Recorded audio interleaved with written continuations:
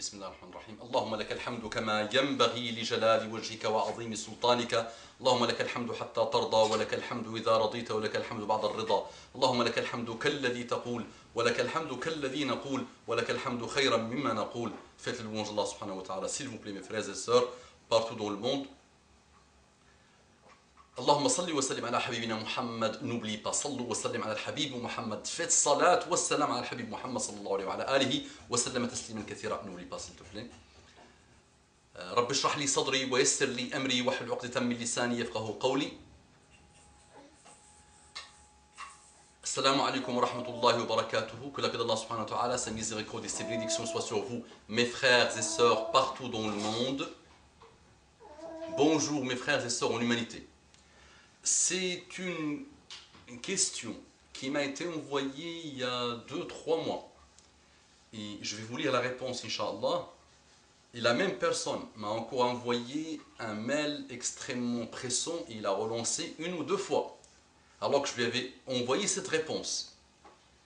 Et donc là, il m'a encore envoyé un commentaire pour me dire il faut vraiment avoir le courage, il faut avoir pour parler de ça. Alors que moi, j'avais envoyé ma réponse il y a un certain temps et je vais vous lire la réponse, Inch'Allah, et vous allez comprendre.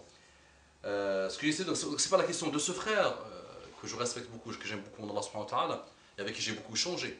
C'est la question de beaucoup de monde, de nos jeunes d'aujourd'hui. Dans le climat mondial qu'on voit aujourd'hui, vous allez comprendre. Donc, wa alaykoum assalam wa rahmatullahi wa barakatuhu mon frère. De prime abord, qu'Allah te donne le paradis pour ton amour de ta religion et du savoir. Qu'Allah apaise ton cœur mon frère, qu'Allah te donne la sagesse. Qu'Allah nous donne la sincérité des cœurs et des actes. Pour répondre à ta question, j'ai sûrement reçu ton mail mais je n'ai pas eu le temps de le traiter. Attends car je reçois au minimum 50 mails par jour et je priorise les cas les plus lourds. Entre parenthèses, envie satanique, de suicide de nos frères et sœurs en islam et en humanité. Les pseudo-amours sataniques, les histoires de couple, etc. etc. J'ai retrouvé ton mail après une petite recherche et je vois que tu poses des questions sur ma position, entre guillemets, sur le djihad. Je dois rappeler que c'est l'ignorance de beaucoup de nos frères de ce que notre belle religion dit sur le sujet, qui éloigne beaucoup d'âmes de l'islam et qui nous donne cette réputation de sanguinaire assoiffé de sang. Je dois aussi rappeler que le plus grand djihad et le plus grand combat que l'humain doit mener jusqu'au dernier souffle, c'est le djihad de son nafs. En termes religieux, je n'ai pas de position sur le sujet et je ne me permettrai jamais de croire que j'ai le droit d'avoir une position sur le sujet, car c'est un domaine réservé aux héritiers des prophètes qui sont les savants de la Ummah. Je rajoute que la décision de faire ou de ne pas faire le djihad appartient aux savants et aux dirigeants et ne nous appartient pas. Chaque jeune se lance, chacun veut faire son djihad. Et regardez ce qui se passe dans le monde. La hawla wa la quwwata illa billah. Les musulmans ne peuvent pas décider d'eux-mêmes d'aller faire le djihad. Et c'est justement ça qui a ravagé le monde musulman et non musulman, puisque des groupes décident d'eux-mêmes de faire le djihad comme ils veulent, où ils veulent et quand ils le veulent. Mon frère, pour ta question, et comme tu sais, sûrement mon frère, personne ne peut donner des fatwas, sauf le grand savant. Tu sais que pour donner des fatwas, nos savants ont consacré toute leur vie à étudier le Coran et la Sunna, l'islam, l'arabe littéraire, les jurisprudences. C'est une lourde responsabilité. Ce que je peux te dire, c'est que le djihad est une science. C'est une science. C'est pas tuer. Mais c'est pas ça. C'est une science extrêmement complexe au niveau islamique et qu'il faut des conditions scrupuleuses à respecter avant d'arriver au djihad. Si un jour les conditions se réunissent, si nos savants reconnus et nos dirigeants décident d'envoyer les moujahidines défendre entre guillemets, entre parenthèses, et j'insiste sur le mot défendre, nos frères et sœurs persécutés dans un coin du monde, je pense que tu sais que la question ne se pose même pas pour un musulman qui connaît le strict minimum de notre belle religion et qui hontit toute forme d'injustice. Si tu veux connaître les conditions du djihad, je te conseille les liens suivants. Le site de Islam Web, le site islam-k.com, le site islamfatwa-islam.com. Qu'Allah nous donne la sincérité du cœur, qu'Allah nous guide, qu'Allah guide par nous, qu'Allah nous pardonne, qu'Allah guide l'humanité. Mes frères et sœurs, s'il vous plaît, en ce moment-là où je vous parle, il y a des journées mondiales autour de ce terme de djihad. et les plus grands savants sont conviés. Et nous, parfois des petits gamins, et vous savez qu'à chaque fois, à 99%, où il y a eu des explosions, en Espagne, en Angleterre, là où il y a eu des explosions malheureuses, au Pakistan en ce moment, au Nigeria, là où il y a des explosions, il y a des innocents qui meurent. Et ce n'est pas à nous de décider de faire ça. Et qui t'a dit que tu dois, que tu peux, que tu as le droit en islam de tuer des gens, de faire exploser des bombes? La trahison est interdite par Mohammed sallallahu alayhi wa sallam. Mutiler, même armée contre armée, il nous est interdit de tuer une femme. Et nous, armée contre armée, ça veut dire il y a une armée là, une armée là. Et l'armée des musulmans, il nous est interdit de tuer une femme, de tuer un vieillard, de tuer un enfant, de brûler, de faire le façade, de tuer un moine dans son église, de tuer un rabbin dans sa synagogue. Ça, c'est l'islam. Imagine, armée contre armée. Il nous est interdit de brûler un corps. Il nous est interdit de mutiler quelqu'un. Et nous, ça c'est armée contre armée. Ça veut dire qu'il y a vraiment le djihad défensif. Armée contre armée. Et toutes les conditions étaient respectées.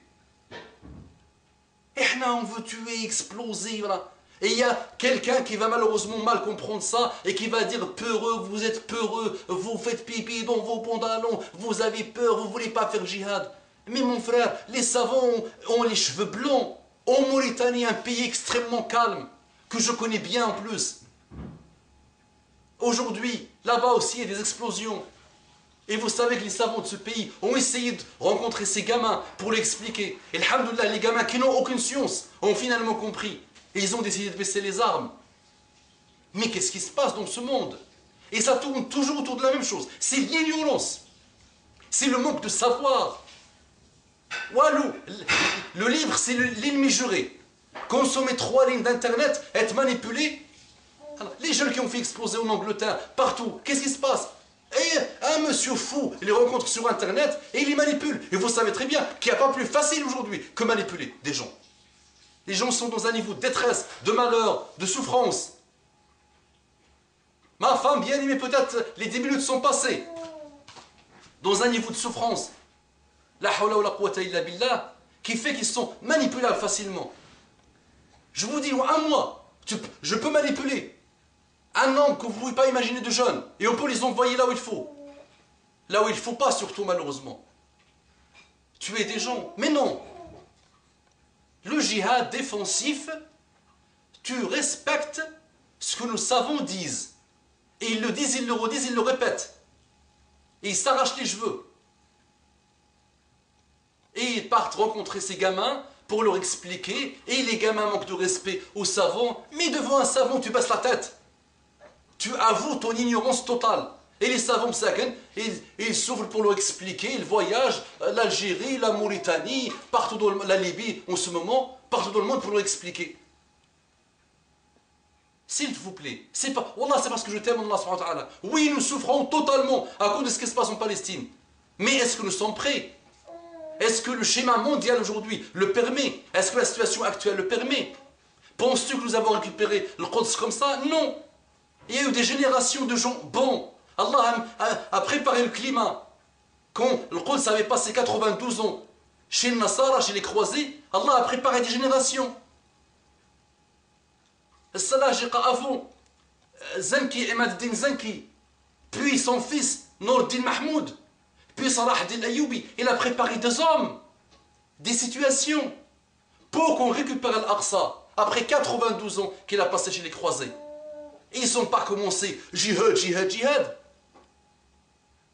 C'était des générations de préparation qui ont évolué vers le jihad, subhanallah, et petit à petit, alhamdulillah, défensif qu'on a récupéré l'Aqsa. Aujourd'hui, vous voyez l'état.